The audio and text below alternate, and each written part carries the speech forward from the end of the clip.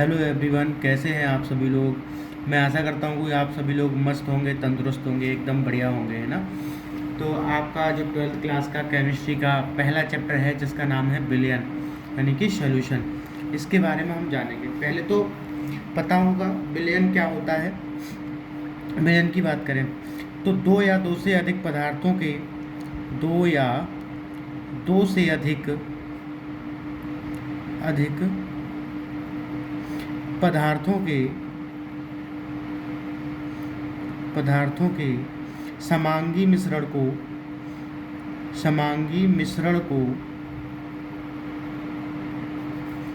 तो बिलियन कहते हैं। बिलियन कहते हैं कि जब दो पदार्थों को आपस में मिलाया जाता है तो उनका एक ऐसा मिश्रण तैयार हो जाए जिसमें एक अवयव गायब हो जाए, उसके अवयवों को हम अलग अलग नग्न आँखों से अलग अलग ना देख सकें और ना ही भौतिक विधियों के माध्यम से उसको अलग अलग कर सकें। ऐसा मिश्रण कहलाता है समांगी मिश्रण। तो दो पदार्थों का समांगी मिश्रण क्या कहलाता है? विलयन कहलाता है, सॉल्यूशन कहलाता है। विलयन के दो अवयव होते हैं, ठीक है। विलयन के दो अवयव होते हैं, कौन कौन से? विलयन के दो अवयव होते हैं, एक होता है विलेय, इसको कहते हैं सॉल्यूट, और दूसरा होता है विलायक। विलायक इसको कहते हैं सॉल्वेंट। विलेय क्या होता है, सॉल्यूट क्या होता है? विलयन में उपस्थित वह पदार्थ जिसकी मात्रा कम होती है, जो विलायक में घुल जाता है, यानी कि अपने अस्तित्व को खो देता है, उसको हम कहते हैं विलेय पदार्थ। और विलायक, विलयन में उपस्थित वह पदार्थ जिसकी मात्रा अधिक होती है, जिसके अंदर विलेय पदार्थ घुल जाता है, उसको विलायक कहते हैं, ठीक है। अब बात करें विलयन के प्रकार। विलयन के प्रकार, विलयन के प्रकार की बात करें तो विलयन के प्रकार को दो प्रकार से वर्गीकृत किया गया है विलयन को। एक तो विलेय और विलायक की भौतिक अवस्था के आधार पर, विलेय तथा विलायक की भौतिक अवस्था के आधार पर, भौतिक अवस्था के आधार पर।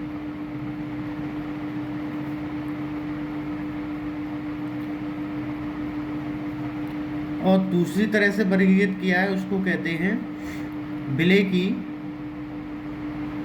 सांद्रता के आधार पर।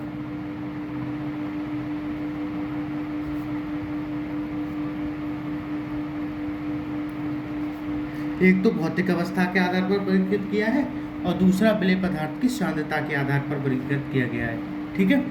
तो हम भौतिक अवस्था के आधार पर पढ़ेंगे। पहले भौतिक अवस्था के आधार की बात की जाए तो भौतिक अवस्था के आधार पर जो हमारा विलयन होते हैं वो होते हैं 9 प्रकार के। भौतिक अवस्था के आधार पर विलयन हमारे 9 प्रकार के होते हैं, ठीक है। भौतिक अवस्था के आधार पर विलयन के प्रकार। भौतिक अवस्था के आधार पर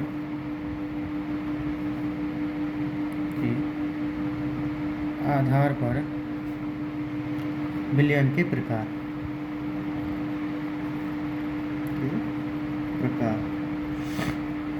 अभी तुम्हें बताया भौतिक अवस्था के आधार पर विलयन कितने प्रकार के होते हैं। भौतिक अवस्था के आधार पर विलयन होते हैं 9 प्रकार के, ठीक है। जैसे पहली बात करें, नंबर 1, ठोस का ठोस में विलयन। ठोस का ठोस में विलयन यानी कि जिसमें विलेय और विलायक दोनों कैसे हो, ठोस होने चाहिए। तो इस तरह से विलयन हमारा तैयार होगा, ठोस का ठोस में विलयन।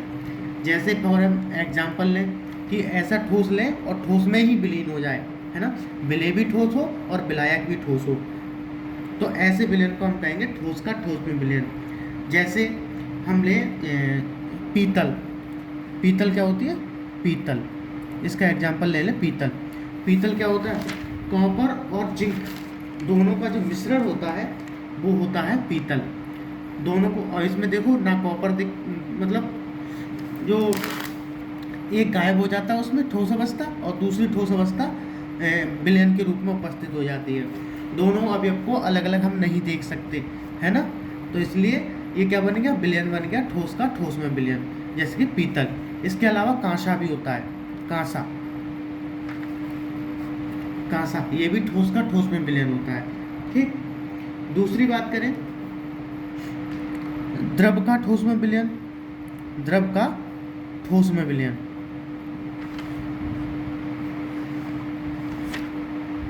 अब द्रव का ठोस में विलयन कैसे बनेगा, यानी कि विलेय पदार्थ कैसा होना चाहिए, द्रव होना चाहिए, और विलायक कैसा होना चाहिए, ठोस होना चाहिए। तो इसमें विलेय द्रव का ठोस में विलयन बनेगा। जैसे एग्जाम्पल के लिए हम ले लो जेली। जेली तो सभी ने देखी होगी। तो जेली क्या होती है, द्रव पदार्थ क्या होता है, ठोस में विलीन होता है। तो यहाँ पर बन जाता है द्रव का ठोस में विलयन। तो दो प्रकार हो गए, ठीक है। तीसरा प्रकार, गैस का ठोस में विलयन, गैस का ठोस में विलयन, ठोस में विलयन।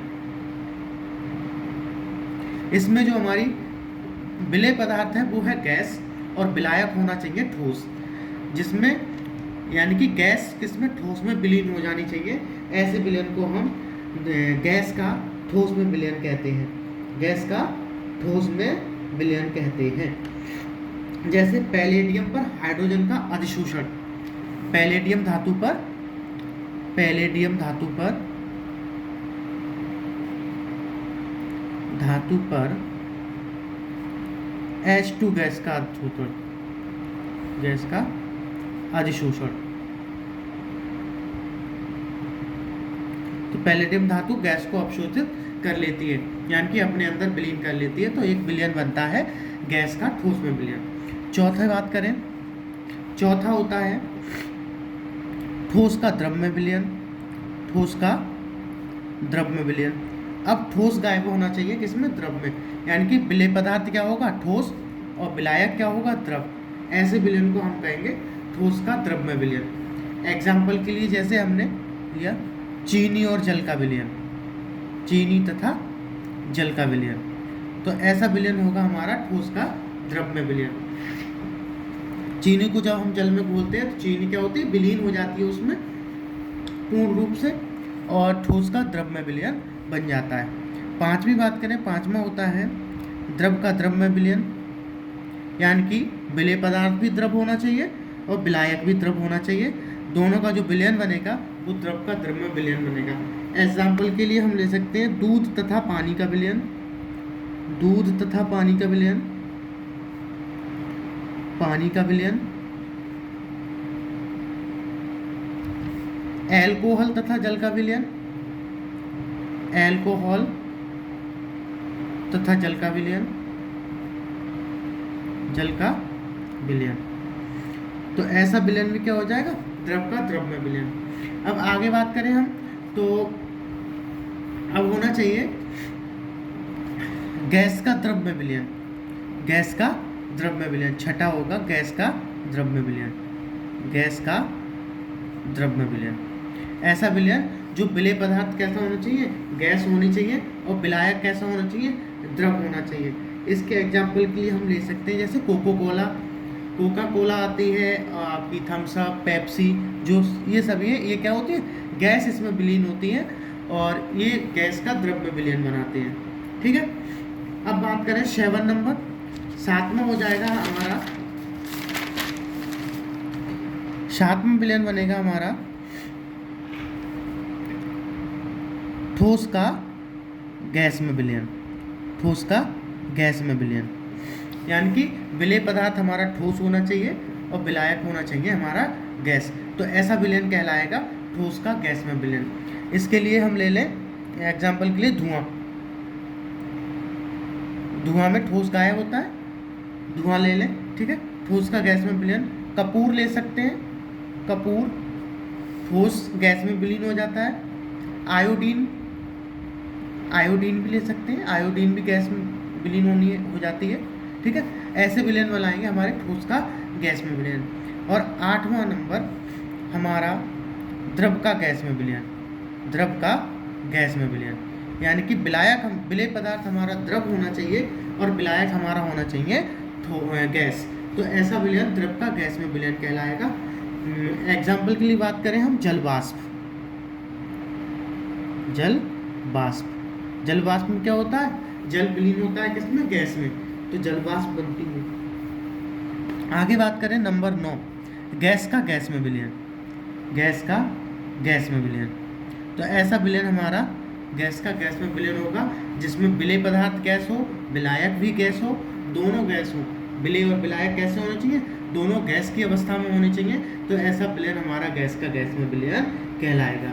जैसे दो गैसें कोई भी मिश्रण कर लें, वायु, नाइट्रोजन तथा ऑक्सीजन का मिश्रण, ये क्या हो जाएगा, गैस का गैस में विलयन हो जाएगा। तो ये हमारे विलेय और विलायक की भौतिक अवस्था पर विलयन के 9 प्रकार हो गए। अब बात करें दूसरा, विलेय पदार्थ की सांद्रता के आधार पर विलयन के प्रकार। किस पे, विलेय पदार्थ की सांद्रता के आधार पर विलयन के प्रकार।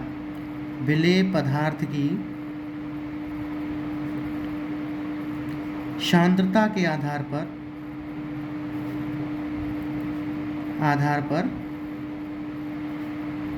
विलयन के प्रकार।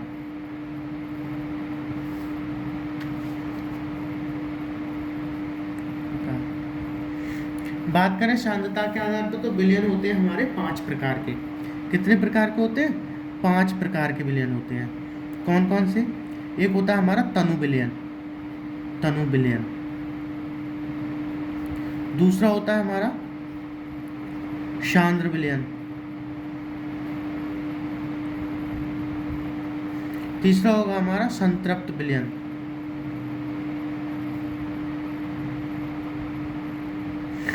चौथा होता है हमारा असंतृप्त विलयन।